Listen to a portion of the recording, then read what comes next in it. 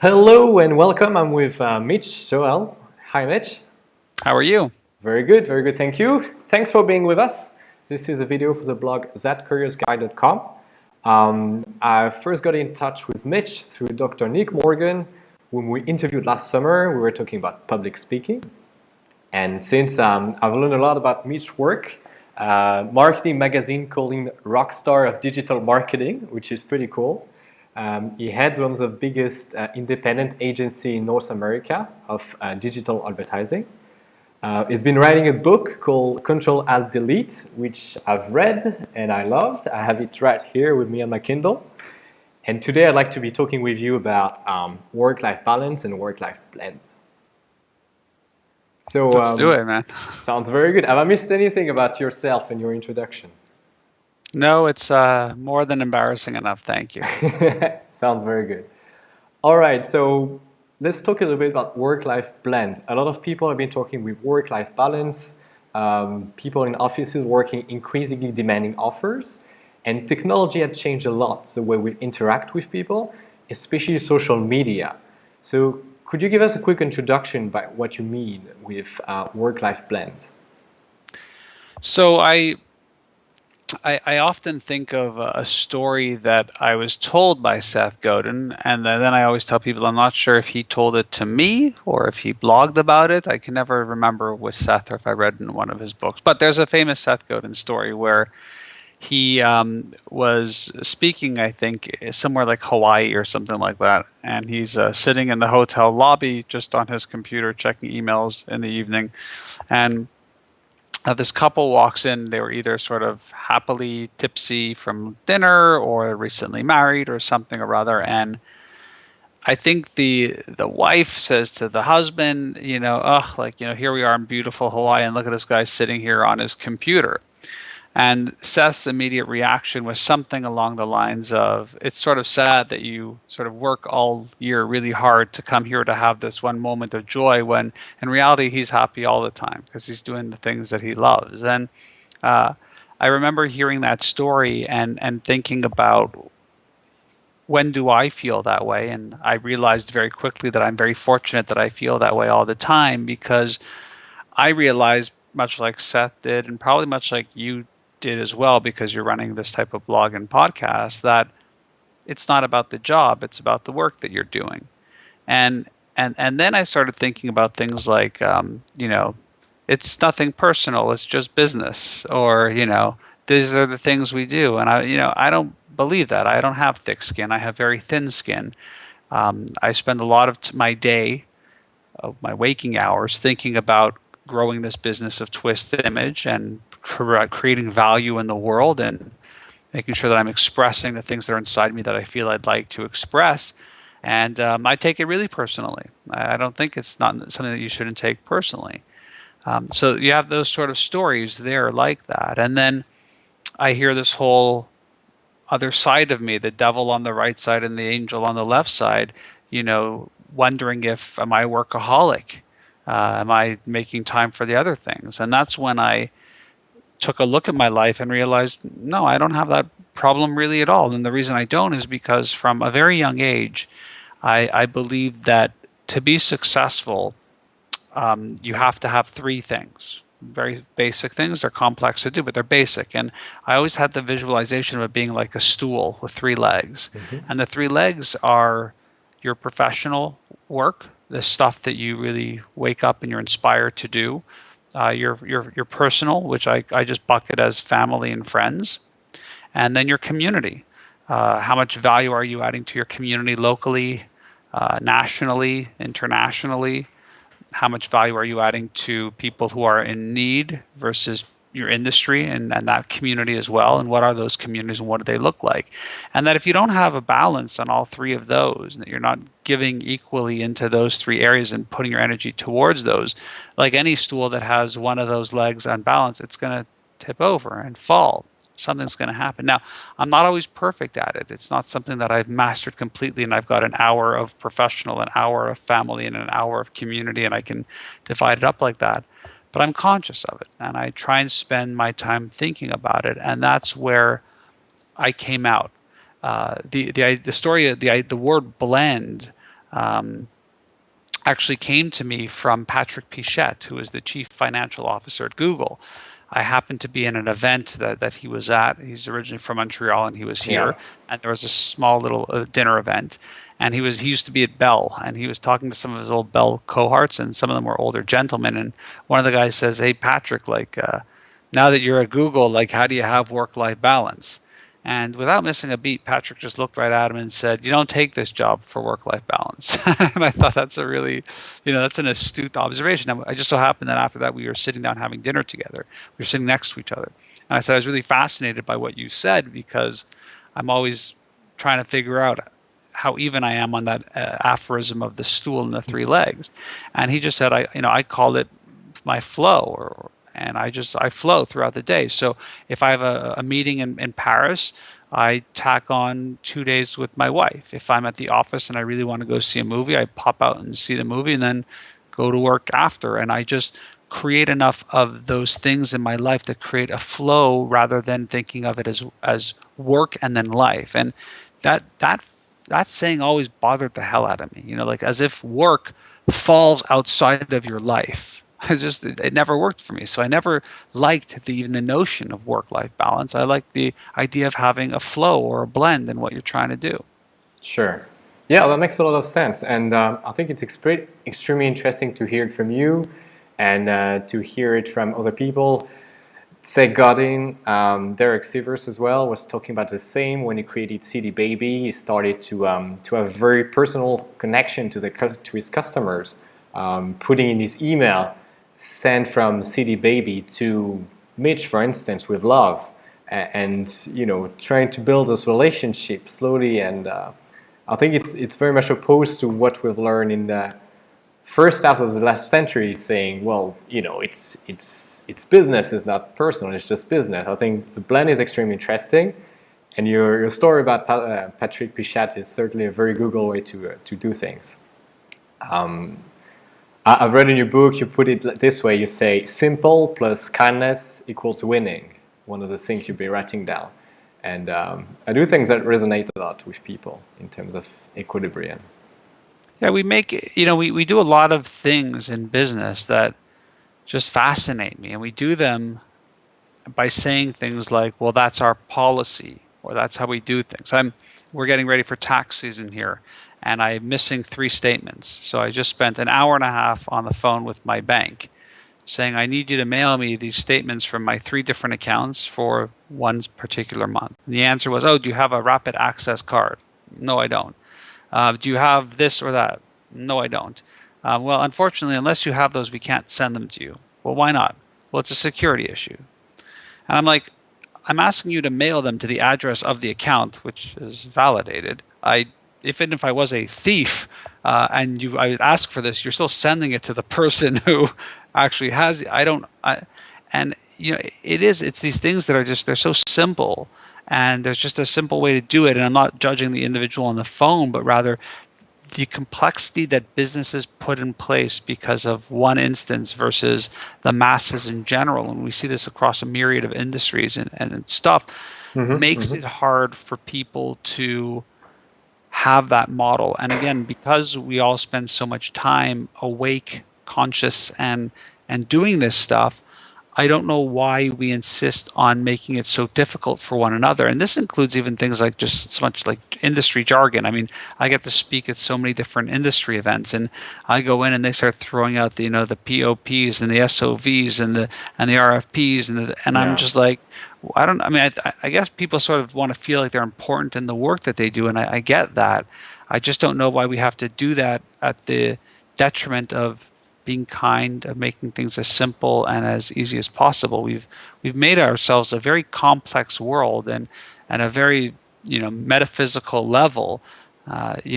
For what reason? I mean, this is just all we're basically killing time here, right? There's no real, and so I try and think a lot about that. And my framework is very simple. If I'm going to sit here speaking to you, or the work that I do, it better be more valuable and more engaging for everybody involved, because otherwise I'd rather go play with my kids in the park.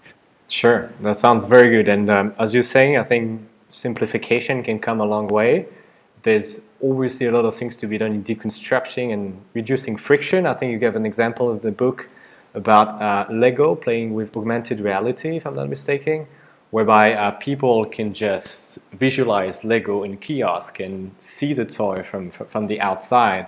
And well, that's just one of those processes where you reduce friction between the consumer and the actual action. And I think it's very fascinating.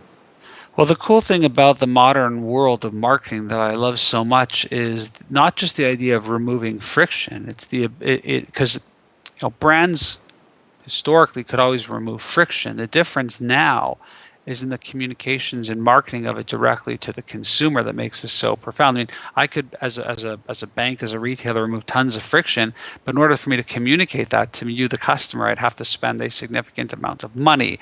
I would have to really make sure that all of these media entities and properties that have their own vested interests were amenable to this, and that it would fit within their scheme and how they do things. And now what I love so much about the space is not only can you remove the friction, but brands can actually create the tools, the value, I call it the utility, that not only enables them to do this, but enables them to do this with a purely direct relationship.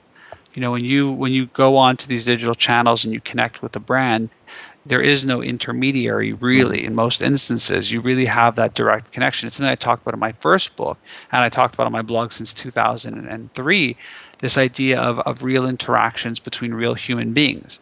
I recognize the fact that as a marketing professional, I'm not liked in the world. It's used car salesmen, lawyers, and probably marketers are probably somewhere either above or beneath scumbags in terms of professions. But why I like this so much is because I think the pure art of marketing is the ability for a brand to inform a consumer of something, and then the ability for them to connect with them in a really deep and meaningful way to get them engaged with that brand. And I think what we're seeing really is a new age of marketing where we're almost having a revival back to those early days of that, putting aside the whole snake oil salesman type of thing. Absolutely. And I remember I think you were chatting with Seth Godin in Google New York presenting your book, and you guys talked about Scott Monty heading social marketing at Ford. And I think it's terrific for people to see that even massive brands that, well, historically have little access to from customers to the actual brand are getting, have faces now. You can contact people. They're actually people behind it. And I think that's quite good for those conversations. Well, we're human beings, and I think the humanization of how we engage with brands is important, fully recognizing that a lot of companies are just so big that to get that personality or character systematically across can be very difficult.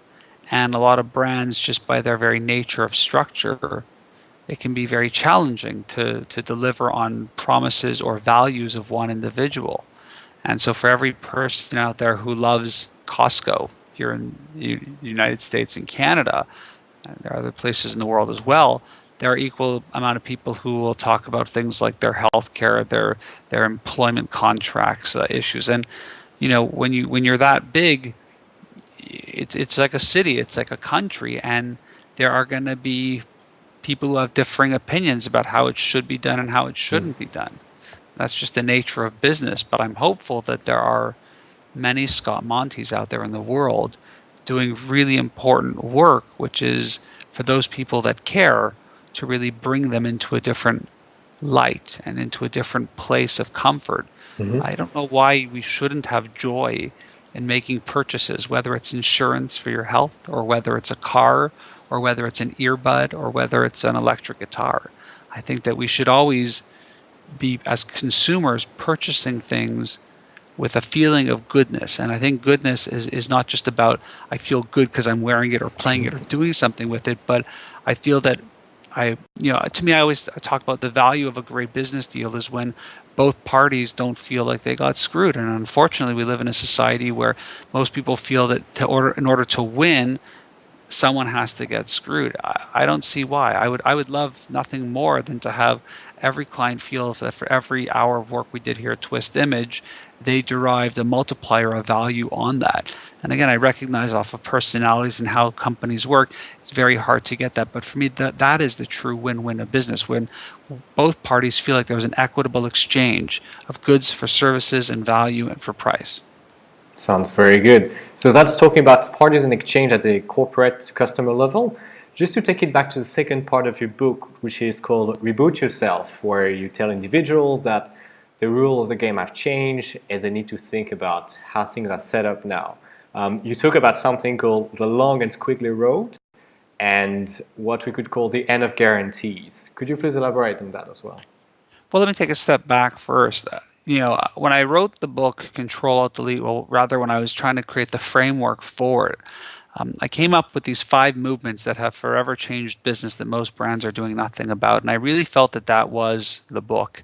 And then I was in the shower one day, as this sort of story always goes. Always. Ideas come to you in the shower when you're just sort of lucid for that 5 minutes when kids aren't screaming in your house. And I realized that if Control Alt Delete was simply these 5 movements, it would be a good book. The challenge is that we all have to go to work the next day. And that was really when the book crystallized for me. I realized the second part of the book should be called not Reboot Business, but Reboot You. And as you say it, I'm always trying to make sure that I'm being very clear to the audience that it's not personal development. It's not a rah, rah, rah. I wanted to write the second part of the book about how we as individuals have to bring ourselves to work every day. And the idea of the long and squiggly road was understanding what a career trajectory looks like in this new digital economy and this new digital age. And the framework for that was that I think the most interesting people you and I know, and you've mentioned some of their names already, they haven't had a linear career path. They haven't had a career path that had a trajectory at like a 45-degree angle, at a perfect line. I went to university, I studied this, I graduated, I did this, I had middle management. Yeah. The most fascinating people I know, I don't know if you feel the same way or otherwise, have had very different paths, up, down, roundabout. And so I called it squiggly. That, if you look statistically, we had a world before where people would change jobs 6 or 7 times. And now we have a world where people will change careers 6 or 7 times. I run a digital marketing agency that's been around since 2000, so over 13 years, or 14 years this year. I always forget in January, it's hard to remember this shift. But I'm hiring people in positions currently for jobs that didn't exist when I started or even 5 years ago. But what's more mind-blowing about that is not only am I hiring for people in those careers, but I'm hiring them in fields of expertise that didn't even exist back then. And if I look back on my career, I would see how squiggly it is. And I can definitely see relations at a macro level in terms of 3 or 4 areas that are relevant to the things I'm passionate about or good at or skilled at. And that if you look at it from that perspective, it's fine. You can go, well, I'm older now and I'm running my own business now for over a decade.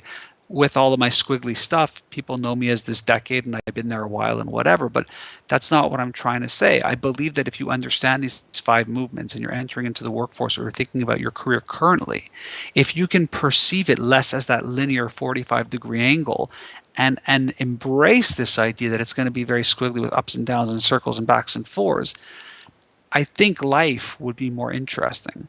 And I also think people would make different types of choices that are based more off of who they are and what they want to accomplish rather than what they perceive to be the security of a safe paycheck. Absolutely. I think that's extremely interesting, saying that, well, life and careers only make sense when you look back. And when you're looking at different options, you never know where you're going to go. But you can explore them, and I think it's fantastic that more and more people understand the fact that, well, job markets are flexible, that a lot of people, you and I know in common, as you said, have had different paths. And I think you started in the music industry as well? Yeah, I have a really squiggly career path. I was a music journalist when I started off, very young, 16, 17. I then became a publisher of music magazines that had a very early feel for the internet in very early days, before there even was a web browser, really. I then helped become the editor of a more traditional newspaper that was based off of a local community that still had a strong online presence. From there, I worked at one of the first search engines long before Google existed. I did that. I worked at a mobile content company almost 15 years ago, so there wasn't really no such thing as that either. I then did a small stint in a PR agency. I then went on to create a record label again before coming here at Twist Image. Even at Twist Image, my role between business development and blogging and media and speaking and writing books has been very, very diverse, but that's very squiggly. But if I look back, I'll see commonalities. I'll see things around media and content and technology and advertising. And so within the framework of all those crazy squiggles and working for people, doing my own thing, being fired, being hired, there are pillars of my areas of interest that are quite consistent throughout that. And that's the real thing about squiggly. It's not just jumping around like all sort of crazy and just chasing money or fame, whatever. It's about being able to identify those pillars like I have done, but do it rather than looking back and going, oh, I see the thread now. Yeah. Doing it from the beginning. What are my pillars? What are these threads so that I can make sure that whatever I'm choosing in the moment of that. That sounds very good. I think we really love squiggly, and I'm being conscious of the time, so I'll ask you one last question. Would you recommend our viewers and readers to follow and investigate on the work and life balance and work and life blend topic? You know, I think a lot of people, when you talk about that as a theme, in my brain, I always default to this notion of time. And people are sort of looking for more time. And I think for my dollar, in terms of tactical rethinking of my time, Mark Levy would probably be one of the top people. He wrote an amazing book called The Accidental Creative, and it's very much based off of a technique called free writing. And I have found by both having him be on my podcast and becoming friendly with him and reading his book and loving it, that these exercises that he provides are the only way to define them would be they will break the chain for you. They're very simple, they're very fast, and within, there are often times where I'm stuck on something or being, lazy on an idea, and I'll set the timer as he would tell you to do, and it's basically a 15-20 minute slot, and you blow through the challenge right there in those 20 minutes. So in terms of just really tactical stuff, I would say that he's quite good at helping people break through that. And so even if you just want to listen to the podcast, if you go to Mark Levy and 6 Pixels in Google, you'll find the link to it. Sounds good. Very, very good. Well, thank you so much for being with us, Mitch. I really appreciate it. And we hope we can catch you later on your blog, 6 Pixels of Separation. And I recommend everyone to go ahead and Amazon or on the website and find your book, CTRL ALT DELETE, Reboot Your Business, Reboot Yourself. Thank you very much. My pleasure.